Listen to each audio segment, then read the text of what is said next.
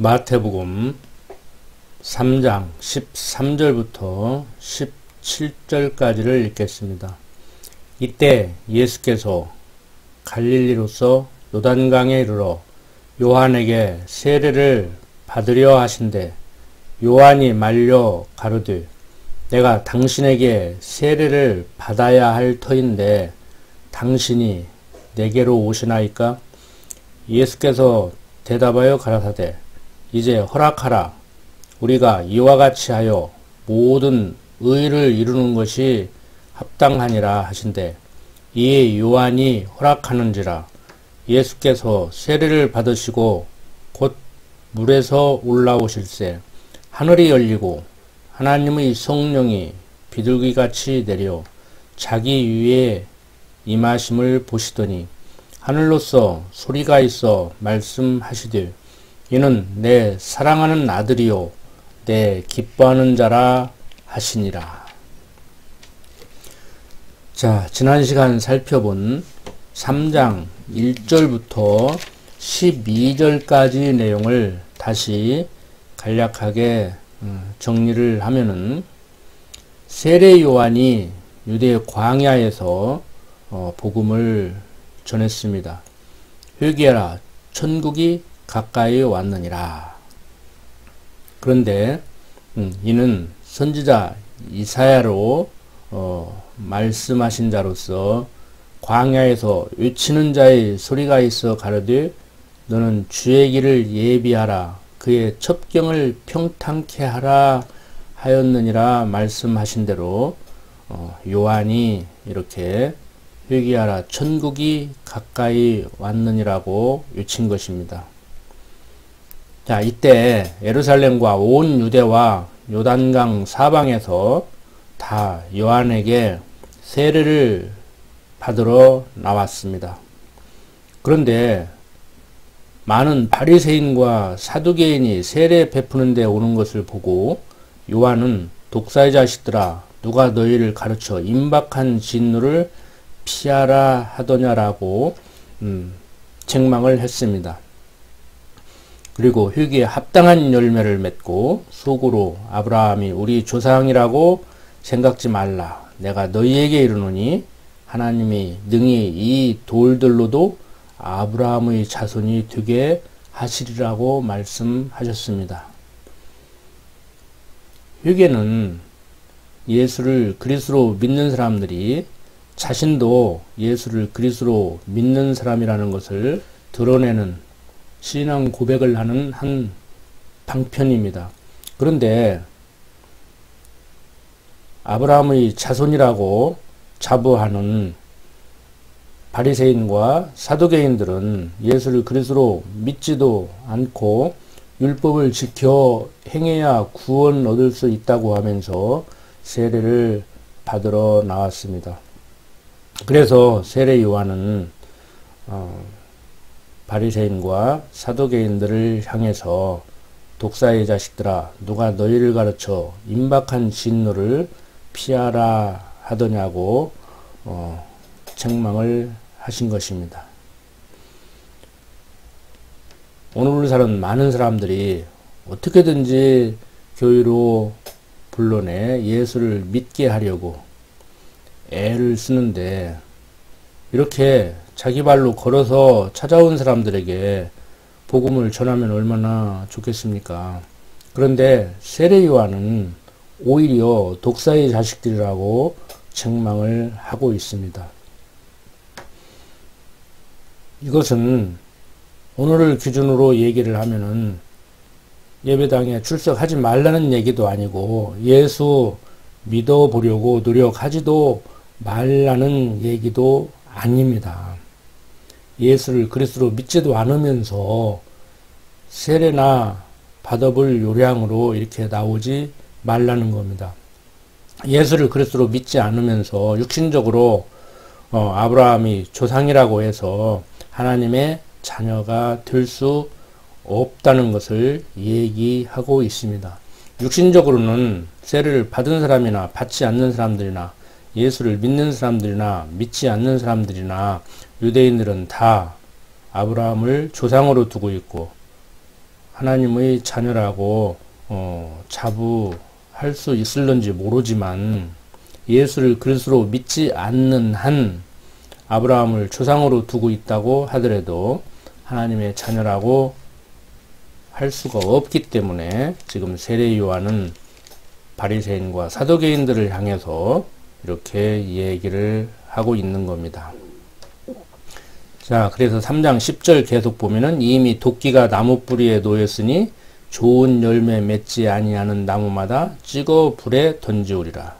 나는 너희로 회개케 하기 위하여 물로 세례를 주거니와 내 뒤에 오시는 이는 나보다 능력이 많으시니 나는 그의 신을 들기도 감당치 못하겠노라.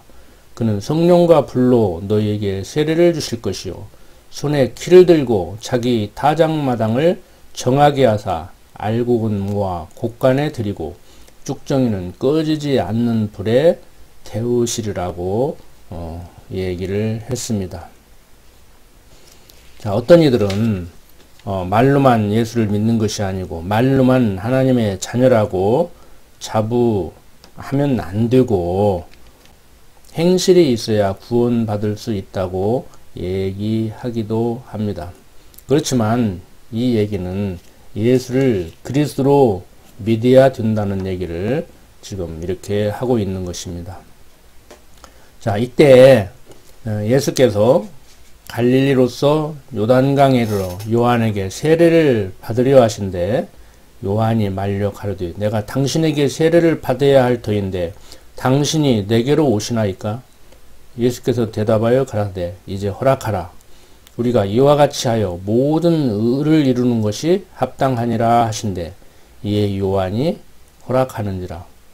예수께서 세례를 받으시고 곧 물에서 올라오실새 하늘이 열리고 하나님의 성령이 비둘기같이 내려 자기 위에 임하심을 보시더니 하늘로서 소리가 있어 말씀하시되 이는 내 사랑하는 아들이요 내 기뻐하는 자라 하시니라. 자, 이렇게 요한이 바리새인과 사두개인들이 세례 베푸는 데 오는 것을 보고 독사의 자식들아 누가 너희를 가르쳐 임박한 진노를 피하라 하더냐라고 책망하신 이러한 말씀을 하신 그때에 예수께서 갈릴리로서 요단강에 이르러 요한에게 세례를 받으려 하십니다.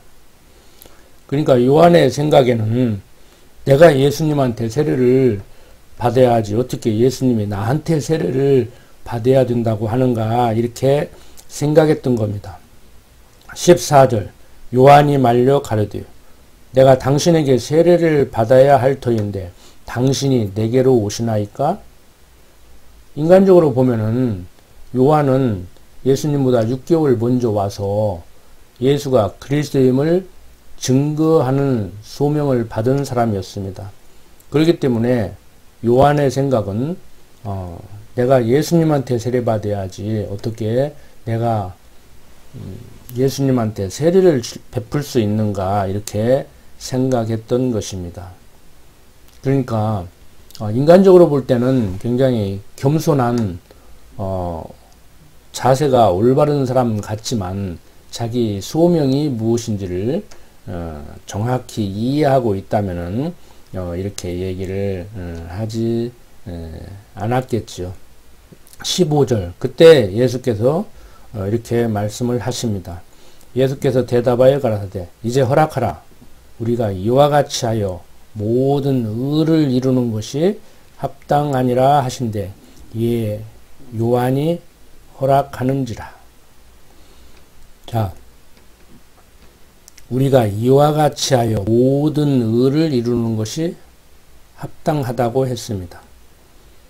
자, 세례 요한이 예수님에게 세례를 베푸는 것이 모든 의를 이루는 것이라고 하는 겁니다. 즉 모든 의, 어떤 정의를 구현하는 것이 아니고 하나님의 뜻을 이루는 것입니다. 하나님은 예수를 그리스도로 보내셨습니다. 이스라엘 역사를 통하여 그리스도 보낸다고 약속하시고 약속대로 예수를 그리스도로 보내셨습니다. 그리고 세례 요한을 보내서 예수가 그리스도임을 증거했습니다. 세례를 베푼다는 것은 예수를 그리스도로 믿고 있다고 드러내는 것입니다. 이 사람도 예수를 그리스도로 믿는 성도라고 공포하는 것입니다. 그런데 세례 요한이 예수님에게 세례를 베푸는 것은 우리들에게 세례를 베푸는 것과는 조금 성격이 다르다고 할 수 있습니다. 세례 요한이 예수님에게 세례를 베푸는 것은 그리스도로 오신 예수도 예수를 그리스도로 믿는 사람이라고 공표하는 것이 아니고 예수가 그리스도임을 공표하는 것이라고 할 수가 있습니다. 그래서 16절 보면 예수께서 세례를 받으시고 곧 물에서 올라오실새 하늘이 열리고 하나님의 성령이 비둘기같이 내려 자기 위에 임하심을 보시더니 하늘로서 소리가 있어 말씀하시되 이는 내 사랑하는 아들이요 내 기뻐하는 자라 하시니라. 그러니까 세례 요한이 예수님에게 세례를 베푸신 것은 이 예수는 곧 이스라엘 역사를 통해서 보낸다고 약속했던 그리스도라고 드러낸 것이고 그것에 맞춰서 하나님의 성령이 비둘기같이 내려 하늘로서 소리가 있어 말씀하시되 이는 내 사랑하는 아들이요 내 기뻐하는 자라 하셨습니다. 그러니까 세례 요한이 예수님에게 세례를 베풀었고 하늘로서 소리가 있어 성령 하나님께서 그래 맞다 예수는 내 사랑하는 아들이다 라고 얘기를 했던 겁니다. 자, 이러한 내용을 두고 어떠한 사람들은 예수님이 세례 받으신 후에 즉 예수님이 세례 받으시고 메시아임을 자각했다고 얘기를 하는 사람들도 있습니다. 그러니까 예수님이 세례 받기 전에는 자기가 메시아인지를 인식하지 못했다는 것이지요. 과연 그러한가 한번 생각을 해봐야 합니다. 자, 앞에서 말씀드렸다시피 공관복음이라고 하는 이 복음서에도 이 내용이 나옵니다. 마가복음 1장 9절부터 11절 보면은 그때 예수께서 갈릴리 나사렛으로부터 와서 요단강에서 요한에게 세례를 받으시고 곧 물에서 올라오실새 하늘이 갈라짐과 성령이 비둘기같이 자기에게 내려오심을 보시더니 하늘로서 소리가 나기를 너는 내 사랑하는 아들이라 내가 너를 기뻐하노라 하시니라. 또 누가복음 3장 21절부터 22절 보면은 백성이 다 세례를 받을새 예수도 세례를 받으시고 기도하실 때 하늘이 열리며 성령이 형체로 비둘기같이 그 위에 강림하시더니 하늘로서 소리가 나기를 너는 내 사랑하는 아들이라 내가 너를 기뻐하노라 하시니라. 이렇게 같은 사건이 공통적으로 기록되어 있다고 해서 공관복음이라고 얘기를 한다고 말씀을 드렸습니다. 자, 어떻든 간에 이 내용은 예수님께서 갈릴리에서 요단강으로 가서 요한에게 세례를 받으신 내용입니다. 그런데 요한이 생각했던 것 같이 자기가 예수님한테 세례를 받아야 될 것 같은데 예수님이 자기에게 세례를 베풀라고 하니까 좀 당황스러워 했을 것 같습니다. 그때 예수님께서는 자기에게 세례를 베풀라고 요한에게 말씀을 하셨습니다. 그래서 요한은 예수님께 세례를 베풀었습니다. 그리고 예수님께서 세례를 받으시고 물에서 올라오실새 이는 내 사랑하는 아들이요 내 기뻐하는 자라 하시는 소리가 들렸습니다. 요한이 예수님께 세례 베푸는 것이 모든 의를 이루는 것이라는 말의 의미는 무엇인가? 세례란 죽고 다시 삶을 의미합니다. 그러므로 요한이 예수님께 세례를 베푼다는 것은 예수님이 죽고 다시 살아날 것을 공포하는 것입니다. 모든 의를 이룬다는 말은 하나님의 뜻을 이룬다는 말입니다. 조금 전에 말씀드렸다시피 세례 요한은 예수님보다 6개월 먼저 이 땅에 와서 예수님의 길을 예비한 사람입니다. 좀 더 정확히 말해서 예수님의 길을 예비하기 위해서 6개월 먼저 온 사람입니다. 하나님께서는 예수님의 길을 예비시키기 위해서 요한을 예수님보다 6개월 먼저 이 땅에 보내셨습니다. 그러므로 요한이 예수님께 세례를 베푸는 것은 예수님이 그리스도이심을 선포하는 것입니다.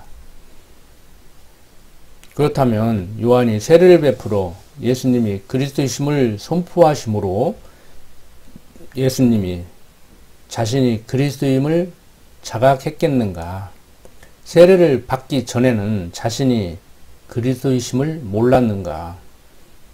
누가복음 2장에 보면은 예수님의 부모는 해마다 유월절을 당하면 예루살렘으로 갔습니다. 예수님의 부모는 예수께서 12살 되었을 때 예수님과 함께 이 절기의 전례를 쫓아 올라갔다가 돌아갔습니다. 그런데 예수님께서는 예루살렘에 머무셨습니다.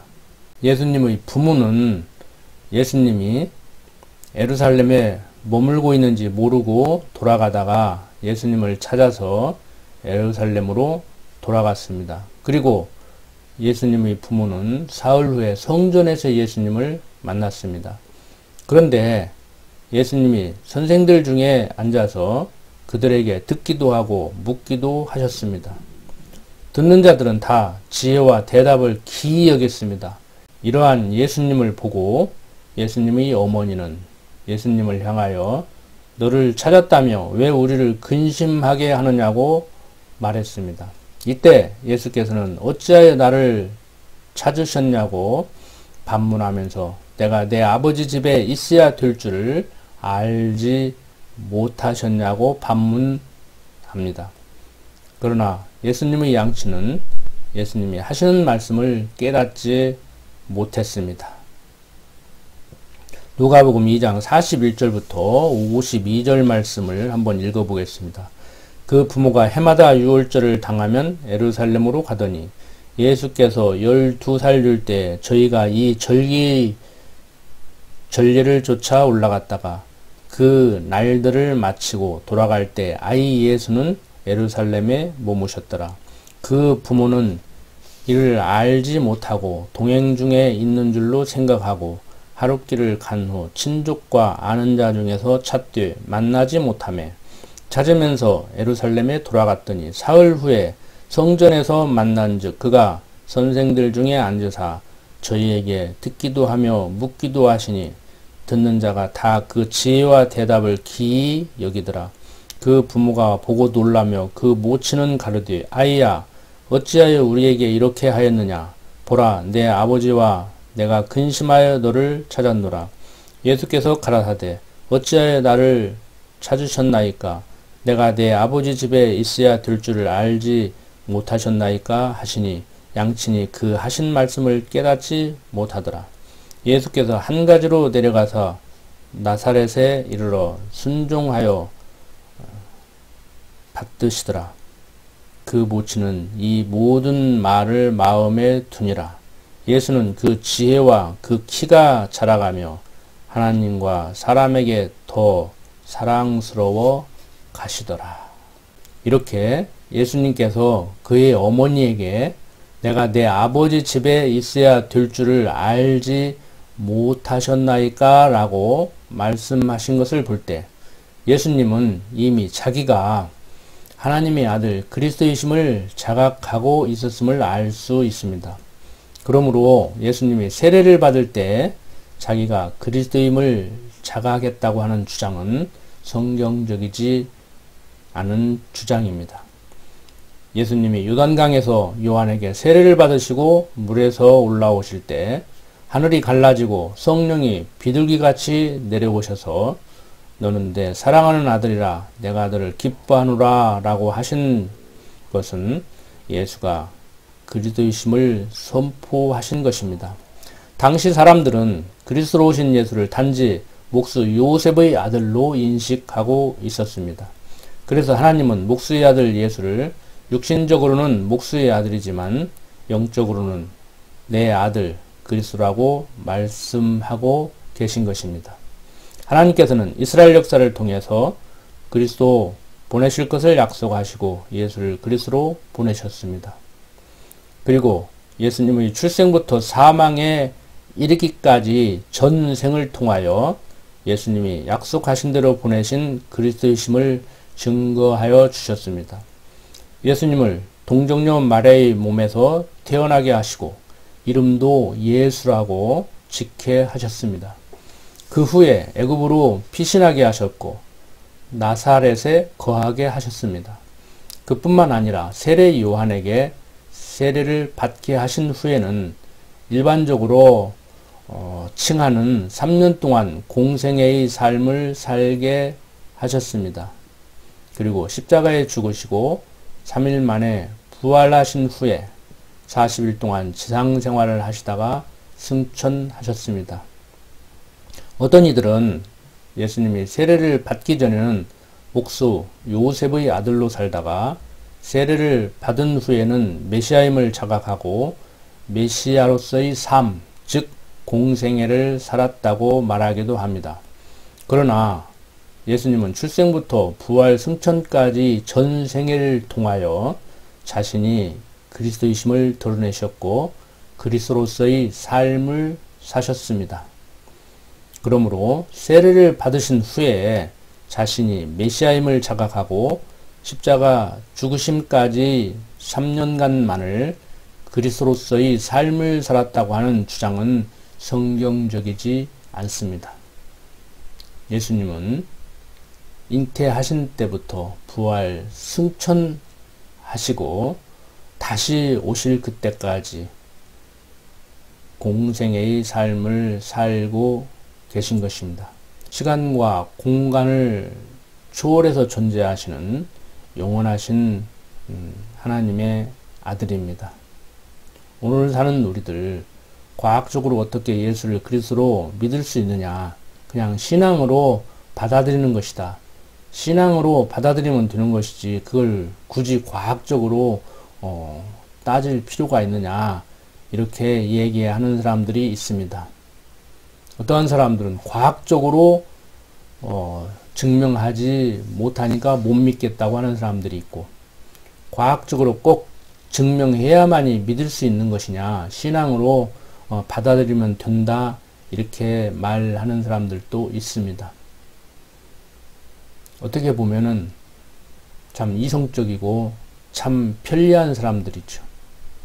그런데 성령 하나님께서 역사하실 때 그게 어설픈 과학으로 증명을 할 수 있느냐 없느냐의 문제라기보다는 하나님께서 믿음을 선물로 주셔서 믿게 하면 믿게 되는 것이고, 아무리 과학적으로 증명을 한다고 하더라도 하나님께서 믿지 못하게 하면 믿을 수 없는 것입니다. 오늘 산 우리는 하나님의 은혜로 믿음을 선물로 받으셨습니다. 예수를 그리스도로 믿고 삽니다. 어떠한 이들 같이 그저 예수 믿고 천국만을 외칠 것이 아니고 하나님이 여호와 되심을, 예수가 그리스도 되심을 믿는 그 믿음으로 말미암아서 기독교 세계관으로 가치관이 정리되면은 기독교인으로서 삶을 살게 될 것입니다. 성경적 기독교 가치관, 즉 신관, 인생관, 역사관, 세계관이 정리되면은 그러한 가치관을 가진 사람답게 삶을 살게 되는 것입니다. 어떻든 간에 어떠한 상황 가운데서도 하나님을 여호와로 경외하는 그러한 삶을 살도록 인도하시니 그저 감사할 뿐입니다.